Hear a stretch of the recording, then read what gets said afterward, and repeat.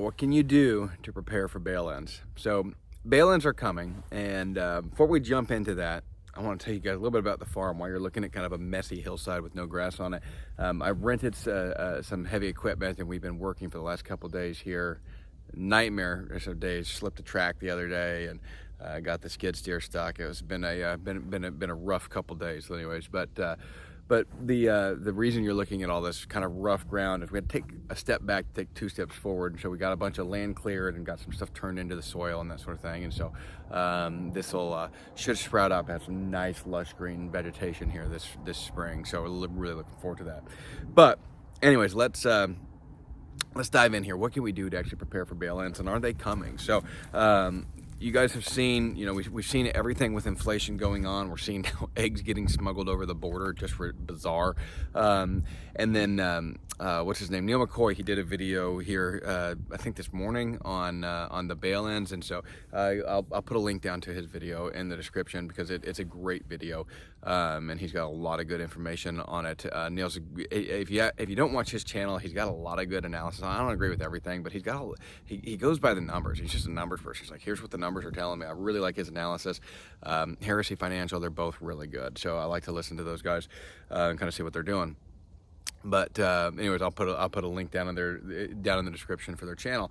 But he got me thinking, okay, what do we do to actually get ready for these bail-ins that we know are coming? And for those of you that don't know what a bail-in is, basically the bank takes your money and makes you a shareholder of the money, or a shareholder of the bank, and so you have this worthless stock. And there is some FDIC insurance, but there's so many. Again, it'll be in that video from Neil. There's so many ways around the FDIC insurance. If the banks are owned by the same group of people, then actually only one of your banks is covered, and then you got to wait for the money to come through, and you're waiting on the government to just print money, which is going to drive up inflation more. It's just like, it's this whole mess. So what can we do to actually prepare for this? Well, there's things that you can do. And again, guys, this is not financial advice. I'm not a financial advisor. I have a small farm. I'm a business owner. That's what I do. That's my expertise. What do I look at doing with bail-ins coming? Well, I look at diversifying funds through different banks that are owned by different groups, right? So I like small credit unions because small credit unions are generally like owned by a local group of people, and then you're technically an owner of them, but you're not practically an owner. They're operated as a nonprofit. So I like credit unions a lot because I think they have a lot better protection against bail-ins. Doesn't mean that they're exempt from them, but I think that they're substantially less likely.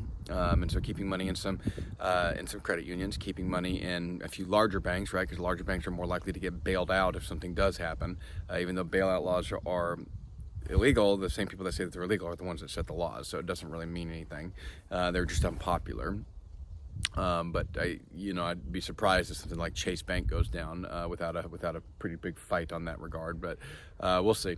But anyway, so keeping money in multiple different banks and keeping your cash liquid in those different banks and in credit unions, I think is always good, sound advice. I think having money in cryptocurrencies, I think is a great way to go. I think having money where it is a little bit of a gamble because you can't always pull it out of the cryptocurrencies, but I like cryptocurrencies. I think that they're certainly a nice way of the future, but and I think that the reality of it is that there's going to be a lot more money in those over the course of the next 20 years. You don't have to agree with me, but that's just what I think. And I think like things like gold and silver, precious metals have a great value because they have intrinsic value. They have value in their patents and in their industrial uses.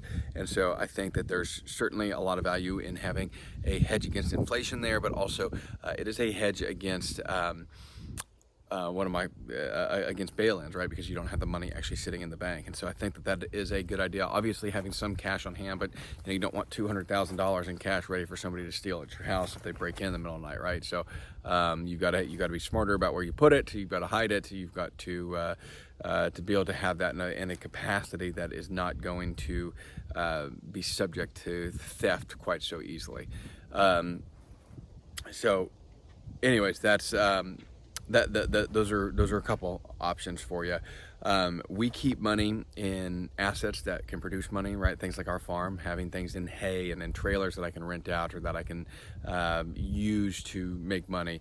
Having money in our tractor, which has a blown tire up there on the hill from digging out the skid steer. Having things in equipment that is capable of some production, I think those are great ways, because those stay up with inflation, because even though the asset kind of rides with inflation, right? But the money that you can make from it certainly stays up with inflation. So this is the Robert Kiyosaki idea. Hey, we want to have money in businesses rather than a bunch of money saved in a 401k for retirement. We want to have a bunch of businesses and real estate that's producing us income. And then so that brings us to kind of the last one, is real estate, having money in real estate. So I think that, we have our farm here. That's kind of our money in real estate right now. We will have more money in land. I don't really want to get into residential rentals again. I'd rather have money in land. Guys, there's certainly an option out there for both. So definitely look at that and look at what you can do, and what real estate can do for you. There are a lot of great options, whether that's buying lakefront property or a tiny house somewhere and a little small plot of land that you can rent out or whatever, Airbnb it. There's a lot of options out there for land, and so for real estate. So definitely a great place to look. But these are things that you can do to protect yourself on the side of bail-in. So it's something that I want you guys to keep your eyes out for. Keep looking at what you can do to stay protected, stay educated on what is going on, stay up with the news, and that really, guys, that's kind of where your hands are right now. Keep pushing forward, keep doing what it is that you need to do, but stay vigilant, and keep thinking about what can I do to protect myself with this. So I'm gonna let y'all go with that, and we're gonna do a quick pasture tour here actually and talk about this here in the next video, do some farming stuff.